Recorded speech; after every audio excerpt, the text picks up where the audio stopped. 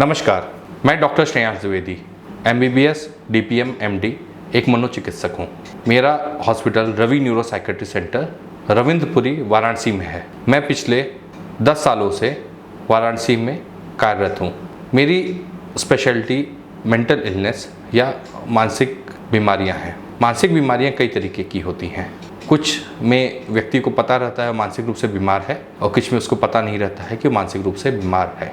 ज़्यादातर मानसिक बीमारियां लोग इग्नोर करते हैं। वो किसी अन्य डॉक्टर के पास जाते हैं, फिजिशियन के पास जाते हैं और उनकी रिपोर्ट में सब कुछ नॉर्मल होता है तो उनको ये कह दिया जाता है कि उनको कोई बीमारी नहीं है, परंतु हो सकता है वो मानसिक रूप से ग्रसित हों। कई बार हमारे पास ऐसे मरीज आते हैं जो पेट की परेशानी से ग्रसित हैं, सांस लेने की परेशानी से ग्रसित हैं, शरीर में भिन्न भिन्न तरीके के दर्द हो रहे हैं, कहीं झुंझुनाहट हो रही है और उनके सभी टेस्ट कराने के बावजूद भी वो ठीक नहीं हो पाते हैं। साथ ही साथ उनको कई बार ऐसा लगता है कि इसकी वजह से उनके जीवन में और परेशानियां बढ़ रही हैं और वो पर्सनल या प्रोफेशनल रूप से बहुत ज़्यादा सक्सेसफुल नहीं हो पा रहे हैं। उनकी आपसी रिलेशनशिप जो कि फ्रेंड्स के तौर पे भी हो सकती है या फैमिली के तौर पे भी हो सकती है, वो रिलेशनशिप बहुत अच्छी नहीं चल रही है। वो जीवन में ज़्यादातर समय निराश रहते हैं। कई बार अपनी निराशा का कारण ढूंढते हैं, उनको कोई कारण मिलता भी है परंतु वो ठीक नहीं कर पाते, तो हो सकता है कि वो मानसिक रूप से बीमार हो। मानसिक रूप से बीमार होने के और कई लक्षण हो सकते हैं। जैसा कि आपको अभी बताया गया है कि आप निरंतर तनाव में रह रहे हैं, तो तनावग्रस्त होना, नींद नहीं आना, भूख की परेशानी, निरंतर घबराहट या बेचैनी होना, कई बार घबराहट बेचैनी ऐसी तरह से बढ़ जाना कि लगता है कि वो मर जाएगा, आत्मविश्वास की कमी होना, कई बार लगता है सब छोड़ के चले जाएं, या कई बार ऐसा लगता है कि अपने जीवन को समाप्त कर लें। ये सब मानसिक बीमारियों के प्रमुख लक्षण हैं। इसके साथ साथ कई मानसिक बीमारियां ऐसे होती हैं जो कि बहुत ज़्यादा सीवियर हो चुकी रहती हैं।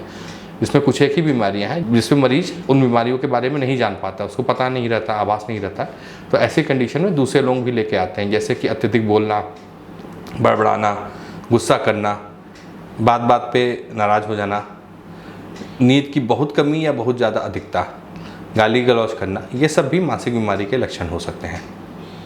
मानसिक बीमारियों के कई कारण हो सकते हैं। एक, जैसे आपको बताया गया, आप तनाव या अवसाद से ग्रसित हैं। अन्य हो सकता है जैसे कि अगर आप नशा कर रहे हैं, सही से नींद नहीं ले रहे हैं, अपनी दिनचर्या को ख़राब कर रखे हैं, ज़रूरत से ज़्यादा आपके ऊपर प्रेशर है।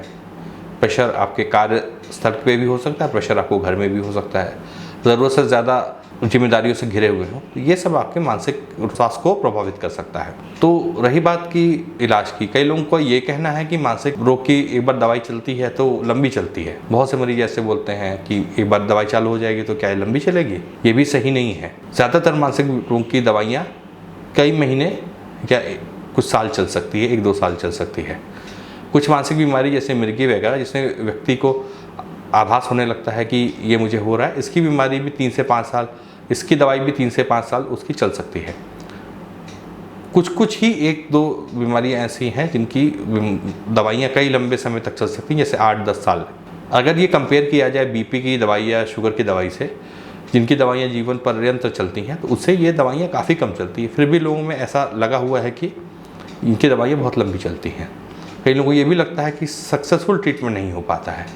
ये भी बात पूरी तरह से गलत है। हम लोग के यहाँ से ट्रीटमेंट किए हुए बहुत से लोग आज अपनी सफल ज़िंदगी जी रहे हैं, अपने नौकरी पेशा कर रहे हैं या अपना बिजनेस अच्छी तरह से चला रहे हैं और जीवन में सक्सेसफुल है। तो ये भी बात गलत है कि आपका सक्सेसफुल ट्रीटमेंट नहीं हो सकता है, बिल्कुल ट्रीटमेंट हो सकता है।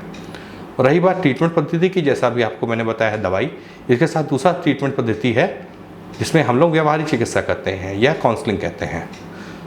टेक्निकल लैंग्वेज में इसको CBT या कॉग्निटिव बिहेवियर थेरेपी भी कहा जाता है।